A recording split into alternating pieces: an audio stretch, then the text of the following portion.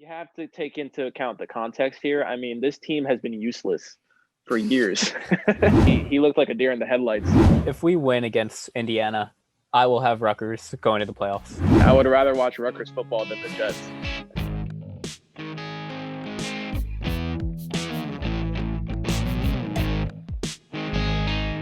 Hello, everyone, and welcome to Keeping Score with Josh and Ray, a podcast show dedicated to bringing analysis of Rutgers sports and sports around the country. I'm Josh. And I'm Ray. And in today's show, we're going to recap Rutgers football's opening win against Michigan State, and then we're going to preview next week's game against Indiana and recap Week 7 of NFL football. So this past Saturday, Rutgers football got a Big Ten win. I'm not lying. This really happened in real life. First time since 2017. They beat Michigan State 38-27 at Michigan. At Michigan State's home turf, which is even crazier. Schiano era started off with a bang. I mean, I'm still kind of beside myself. We're recording this on what's today? Tuesday. It's been 4 days, yeah. I think. I'm still like in shock that happened. 0 Big Ten wins in 3 years, and then we dominated Michigan State like thoroughly. The scoreline does not even really do it justice because we forced 7 turnovers. That's like unprecedented. It's just a terrific performance by the defense. One of the linebackers, Fatukasi, he got a co-defensive Big Ten Player of the Week, so that was great. Just all around, it was a pretty good performance. I mean, the offense wasn't perfect. Noah Vedral was okay. He had about 170 passing yards. He threw an interception, but he did display good running skills. He had a running touchdown. It was about 25 yards and a quarterback keeper. And the running back, Isaiah Pacheco, looked great. He had 2 rushing touchdowns. It just looks like a completely new team under Schiano. I mean, it's not really about individual stars or anything like that. It's just the one team that looks motivated and not like anything I've seen out of Rutgers football since I've started attending the school, and I'm a senior now. So, yeah. That was definitely an unexpected win for me. I did not think that they were going to win. I didn't really think they had a chance. You know, even just looking back at last year's game against Michigan State, Josh, I remember we were both sitting there in the press box, and it was just really depressing. Yeah. You know, Absolutely. the Knights were just not putting anything together on offense, and it was really it was a struggle to get all the way to the end of the fourth quarter. But on Saturday, I mean, it was a completely different environment, not in the press box, but meaning with the team. You know, this Rutgers team, their victory snapped, I believe it was a 21-game Big Ten losing streak. And, you know, it's really impressive considering, you know, they played Michigan State. And Michigan State's not the best team in the Big Ten, but they're a good team. And, you know, I don't want to get too hyped up on Schiano, but it was his first game in his second stint at Rutgers. And I think it's a little bit exciting to just kind of think about really what the rest of the season is going to entail. Personally, I don't know how well Rutgers is going to do. But this win definitely generated even a glimpse of optimism for me. Yeah, I mean, because here's the thing, right? Like, of course, it's just one game. Okay, but you have to take into account the context here. I mean, this team has been useless for years. Like, it's just literally just been dead. You know, they've always gotten like one win out of conference and then just lose the whole Big Ten slate game after game. And then this one was just like, it just looked like a team that just actually wanted to go out there and try.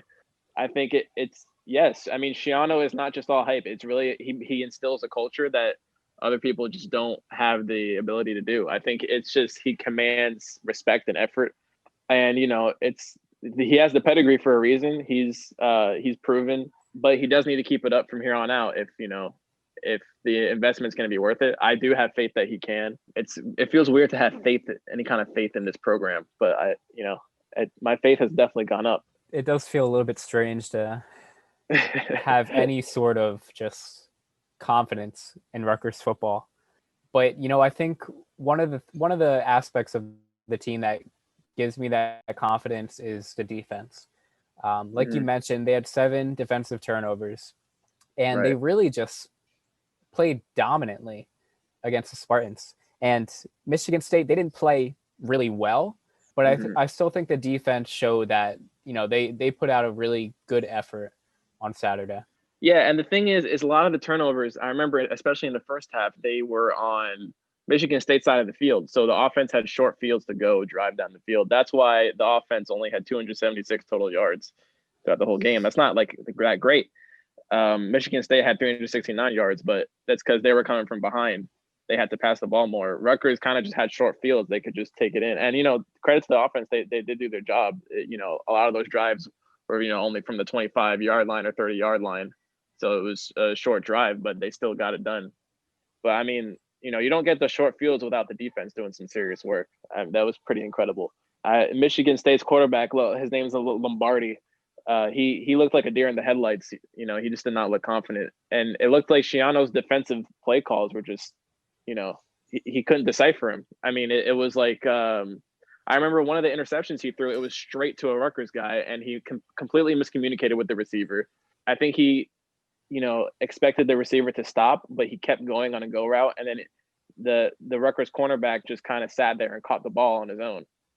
That's the kind of day it was for the Rutgers defense. I mean, they were just that stuff happens because of scheming and coaching. So that right there is pretty impressive. Not gonna lie. I don't know Like if you remember said, the play I'm talking about, but it was like an interception right to the Rutgers guy, and that's just it's all about like scheming right there. So yeah, I mean, listen, Shiano made some really good calls during the game. Looking at the offensive side of things, they got the job done, like you said. Even if they didn't necessarily do all of the work, the defense is definitely a big part of why they were put in certain positions to score. But I think the important thing was that they scored. Pacheco had a touchdown in the first quarter. Johnny Langan came in, I think, for a snap and had a 1-yard right, touchdown. yeah, I forgot to mention that. That was a cool play. Yeah, that was pretty interesting to just watch him run out there for one play.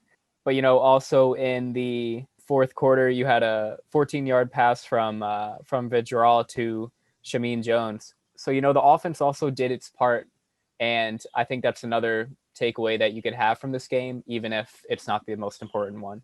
Yeah, I mean, their first drive was a full drive down the field for a touchdown, which was one of Isaiah Pacheco's touchdowns. So yeah, they definitely had a nice day.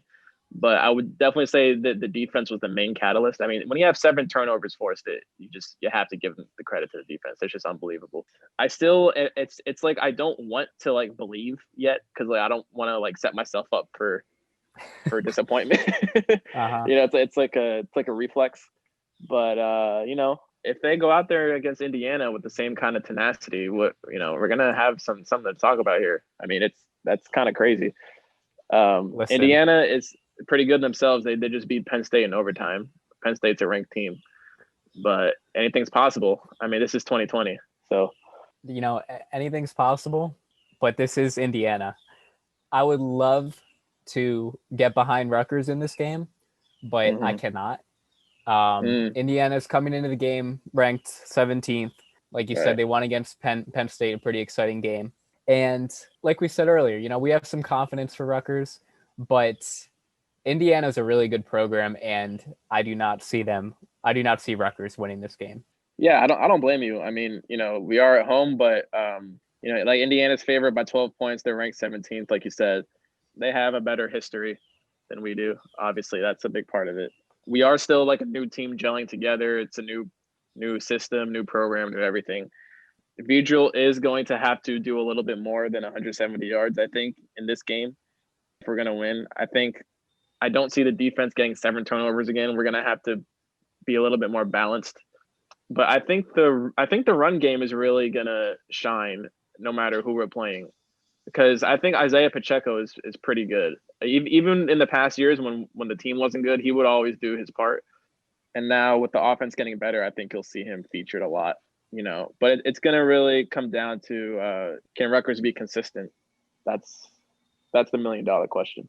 I think, like you said, I think they're going to need to have a more balanced performance, especially on the offensive side of things, because I also don't see them getting close to 7 defensive turnovers again. So each unit is going to have to play their part. But that's this Saturday I believe it starts at 3:40. And it's Rutgers 3:30, and it's Rutgers home opener. It'd be more exciting if fans were allowed, but obviously that's not feasible. Right. given the coronavirus. But you know, Right. it's going to be the first home opener with Shiano back on the banks, and I'm looking forward to it. I think with any sports team, it's about the culture in the locker room. I think Shiano brings that. He brings the discipline, and I hope that manifests into some more wins. Because listen, I mean, we knew Shiano was going to have improvements, but we didn't think he was going to go out there and dominate Big Ten teams this early. So if there's another win this Saturday, I mean, I predicted 2 wins this year. I thought that was optimistic for the whole year. So if we get 2 wins in 2 weeks, I might be kind of beside myself. I'm not gonna lie. You know, But if we win against Indiana, I will have Rutgers going to the playoffs. I mean, I know that's not the most realistic thing to say, but yeah, it's just exciting, man. If they win against Indiana, it's just an exciting time. You know, right. especially given the landscape of the entire country right now. To just have, that one nice little win. That I think that'd be something. And after Indiana, I believe they're taking on Ohio State. Oh And boy. we all know what Ohio State can do. So let's not really touch on that right now. Yeah, And let's bring not down the even go mood. there yet. Yeah, that's a conversation for another time. Yeah. But you know what, man? If they get a win, like you said, 2020, anything's possible. Yep. But we'll see. Yeah, well, it is important to remember Michigan State is not a ranked team. Indiana is. That does make a difference. It is a step up in quality from last week. So I think that it's mainly about the offensive balance. Vigil showed that he can run, and Pacheco can run. I'm not convinced yet about Vigil's passing. I think that's going to be a main key. Is can the passing game really get going, and can we get maybe Bo Melton like to around 80 to 100 yards? Can we get some other receivers going to get first downs? Because if we can balance the pass and run games, open up play action, then we're really talking about something. But if we just rely on running game and defense like the whole time, I'm not convinced in that case. All right, so now let's move on to talking about professional football. We had a couple local games going on recently. The Eagles and Giants matched up, and the Jets, I believe, took on the Bills. Eagles-Giants game, that was definitely an interesting game, I think. I think the fact that the Giants were able to get a lead for so long in the game kind of surprised me. But, the Eagles, they eventually got the comeback win. Carson Wentz had a beautiful throw to Boston Scott in the end of the fourth quarter to put them up. So, I think that was pretty cool to watch. Josh, we have to talk about the Jets. They are 0-7 now. Yes, sir. They lost against the Bills 18-10. And, I think the Jets are kind of a metaphor of a coronavirus disease. I mean, it's what can you say about the Jets? It's depressing. That's about all I can say about them. I remember texting you a few weeks ago saying I would rather watch Rutgers football than the Jets. And you were like, "Oh wow, that's like a bold statement." And I was like, "Just watch." And look what happened. Rutgers won, and the Jets are 0-7.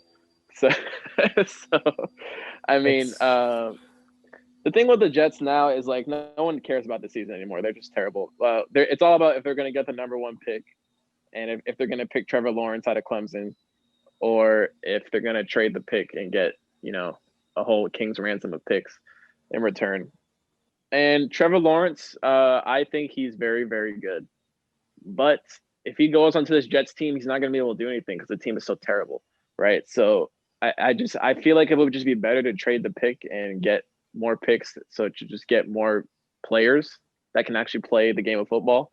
And yeah, then maybe they can start something. But until then, it's just like you got Sam Darnold out there throwing to nobody. The best receiver in this game was Denzel Mims, second round rookie. Like when your best receiver is a second round rookie, it's just not a good look. Obviously, Jamison Crowder is decent. He's injured, but he's not like a superstar.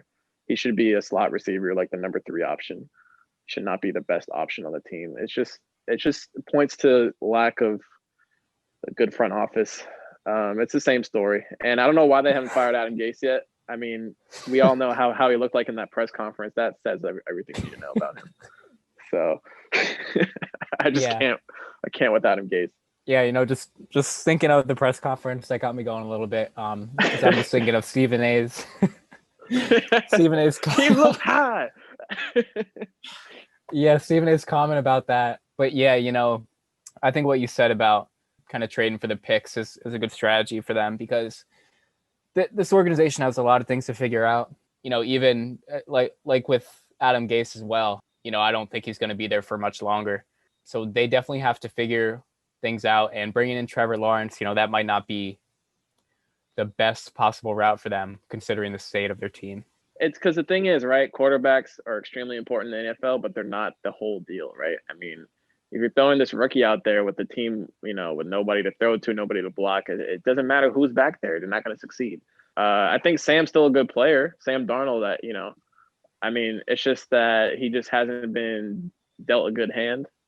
He's been unlucky with who his supporting cast is. And if they can improve the supporting cast in the offseason, then he'll do some things. He's going to be in the 4th year of his contract, then they can extend it with the 5th-year option. That gives about 2 more years for him to show some improvements. And I think if the Jets give him the opportunity to throw to NFL quality receivers and things of that nature, then he will improve. But the Jets are the Jets, so yeah. Yeah, let's do a little bit of a look into Week 8's games. The Jets are taking on the Chiefs. Not much to say about that. Jesus Christ, I forgot about that.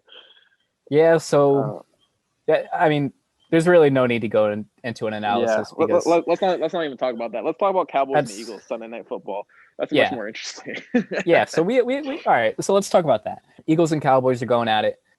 I don't really know what to call them. They're at the top of the NFC East, but the Eagles, the Washington football team, and the Cowboys are all 2-4 or 2-5. It's a divisional matchup. It's a division rivalry, but it's between two bad teams when it comes down to it. And here's the thing, right? Like the Eagles, you said like how they barely beat the Giants. The Giants are what, 1-6 now? Yeah, 1-6, and they barely beat that team with the skin of their teeth. So it's the Eagles really got some stuff to work on. Obviously, the Cowboys are in a mess right now. Their defense is terrible, and they lost Dak Prescott and I think Andy Dalton now. And I was seeing how when Andy Dalton, they got a kind of a late hit on him, and the team didn't really get up to defend for him. They kind of just were passive, and a lot of people were mad on social media that the Cowboys teammates don't really look out for each other and stuff. So, it's not the best time over there. Yeah, pretty dysfunctional. Yeah, I do think the Eagles will win this game just because of how bad the Cowboys are, not because the Eagles are that good. If that makes sense. Yeah, as much of an interesting game, for lack of a better word, that the Eagles had with the Giants. The Cowboys game was bad for them. They lost 25-3 to Washington. Yeah. And this is a team that earlier in the season, obviously they had Dak, right? But they were putting out some respect. I don't even know if respectable is the right word, but they were putting out some respectable efforts. But man, I mean, to lose 25-3 to Washington, that's not good. That's crazy. That's just wild. I mean, Washington's I would say the Jets are the worst team, but Washington is one of the worst teams easily. So to not even have a chance in that game, that's pretty dark. The Eagles are half a game up on everyone else. Washington and Dallas are a half game behind. I mean, if the Eagles don't win that division, that's just remarkable. Because with how messy the Eagles are right now, they still have Carson Wentz. Boston Scott looks decent. Travis Fulgham looks decent. I mean, not anything amazing, but I mean, who does Washington have? They have Terry McLaurin, wide receiver. Can't name anybody else. I mean, Dwayne Haskins got benched. I think Alex Smith, I'm not sure how much he's playing. And then the Giants are the Giants. It's like the Eagles are in a division with a bunch of nobodies right now. So if they don't win that, I don't know what's going on. I hope they win it. Obviously, because I'm an Eagles fan, but I mean, goodness, they have to. They have a couple of tough matchups coming up, but I think that they should win the division, like you said. But yeah, it's at the end of the season, whoever makes it from the NFC East, I don't think they'll fare very well. But listen, if the Eagles make it, it's a start. They got their foot in the door, and like we've seen with Rutgers football, it is 2020. Anything can happen. Let's keep our hopes up a little bit. The thing with the Eagles, I will say about the Eagles is if they get Zach Ertz and Dallas Goedert back healthy, the 2 tight ends, then they can really do some damage later in the year. That just depends on injury luck and things like that. And if Wentz stays healthy, he does have injury history as well. But if they can get all 3 of those guys healthy, I think the offense can definitely be dangerous and can completely outclass the rest of the division. So we'll see how that goes. If Carson Wentz does get injured, we did draft a quarterback. I believe it was in the 2nd round. So there's some insurance there. I don't think he's played a whole lot this year, but he is a little bit of insurance if Carson goes down, which he's been known to do in the past. But yeah, I think Zach Ertz and Dallas Goedert are definitely 2 big parts of the team, and they can help them later on. So I think that's all we have for today. And make sure to join us next time on Keeping Score for more sports updates. And make sure to follow the Daily Targum on our Twitter, Instagram, Facebook, and YouTube for more content.